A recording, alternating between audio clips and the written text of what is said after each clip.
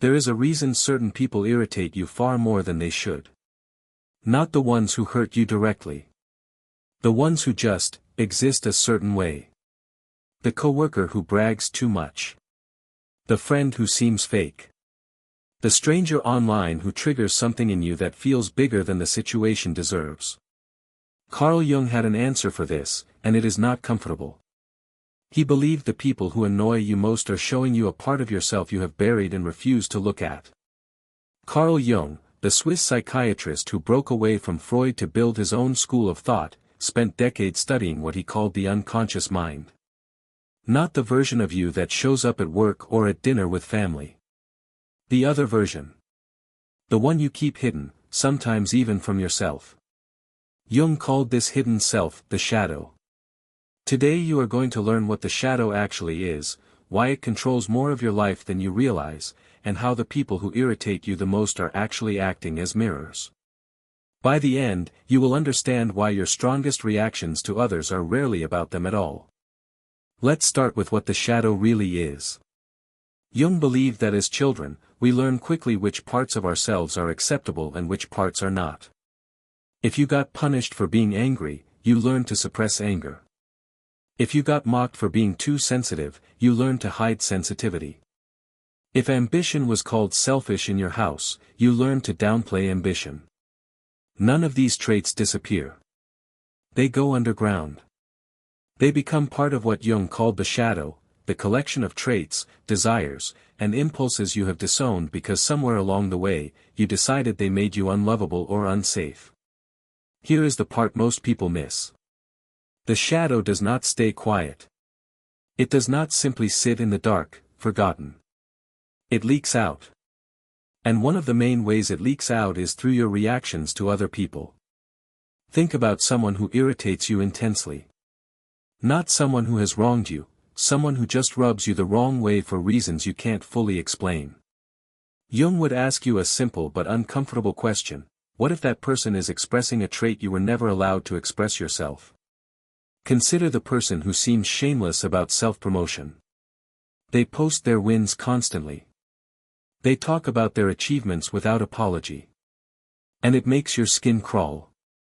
Jung's theory suggests this reaction often comes from a suppressed part of you, a part that also wants recognition, that also wants to be seen, but that learned somewhere along the way that wanting those things was arrogant or wrong. You did not eliminate the desire. You just buried it. And now, watching someone else freely do what you forbid yourself to do creates friction. That friction feels like judgment of them. It is often judgment of the version of you that never got permission.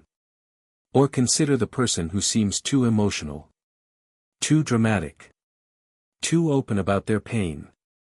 If you grew up learning that emotions were inconvenient, that being upset was a burden to others, you likely built a wall around your own feelings.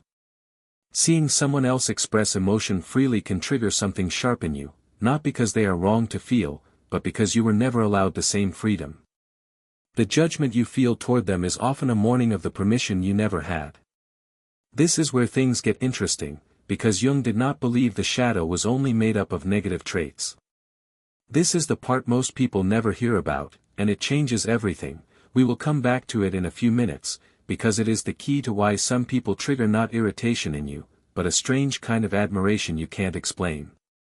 For now, let's look at how the shadow shapes your daily behavior without your permission. Jung believed that the traits we refuse to acknowledge in ourselves get projected outward.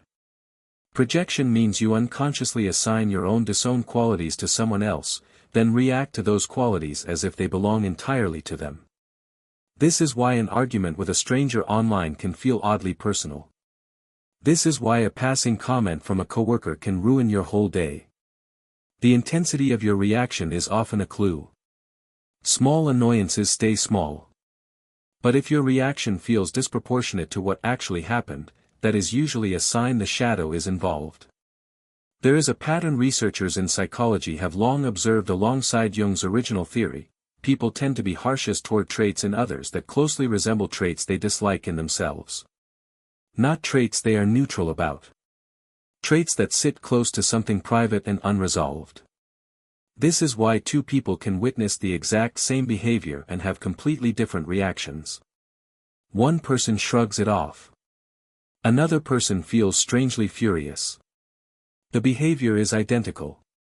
The internal history is not. Now here is something worth sitting with. If the shadow only worked through irritation, this would be a simpler topic.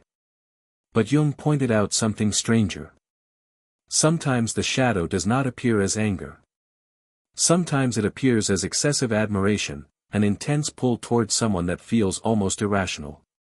You might find yourself fascinated by a person who seems fearless, wild, or unapologetically free, someone who does exactly what you would never allow yourself to do. This is not always attraction in a romantic sense. It is often the unconscious mind admiring the exact trait it exiled in you long ago. This is the open loop we mentioned earlier, and here is the resolution. The shadow is not simply your bad side. It is your unlived side.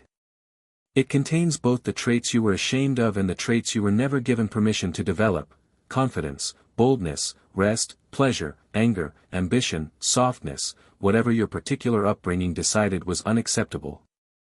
When you meet someone living out one of these unlived traits, freely and without apology, your unconscious mind reacts.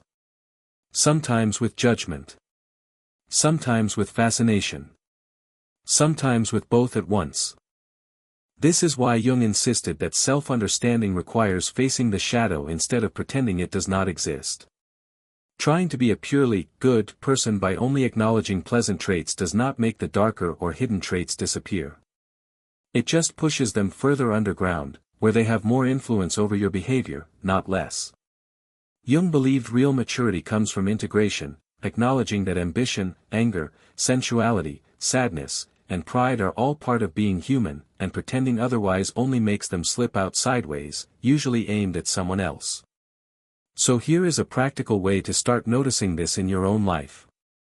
The next time someone irritates you far more than the situation seems to justify, pause before reacting. Ask yourself one question: is there any small chance this trait exists in me, in a buried or suppressed form? You do not need an immediate answer. The goal is not self-blame. Jung was clear that the shadow is not something to be ashamed of. It is something to be acknowledged, because what you refuse to see in yourself, you will keep seeing in everyone around you. This brings us to the core of what makes this idea so powerful, and often uncomfortable. The people who disturb you the most are rarely disturbing you because of who they are. They are disturbing you because of who you were told you could not become.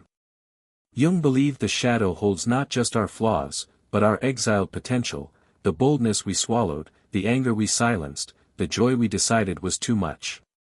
Every time you feel a flash of irrational judgment towards someone else's freedom, you are witnessing a version of yourself that never got permission to exist. The discomfort is not proof that they are wrong. It is often proof that you are still carrying rules you never agreed to, rules that were handed to you long before you could question them. This is the real work Jung pointed toward. Not becoming a perfect, purely positive version of yourself. Becoming a whole one. A person who can hold ambition and humility, anger and calm, softness and strength, without needing to exile any of it into the dark. So the next time someone gets under your skin for reasons you can't quite explain, don't rush to judge them. Pause, and ask what part of you they might be reflecting back. Let us know in the comments, what kind of person tends to irritate you the most, and what do you think that reaction might be revealing? If this gave you something to think about, there is more waiting for you in the next video. Subscribe, and let's keep looking at the parts of the mind most people never stop to examine.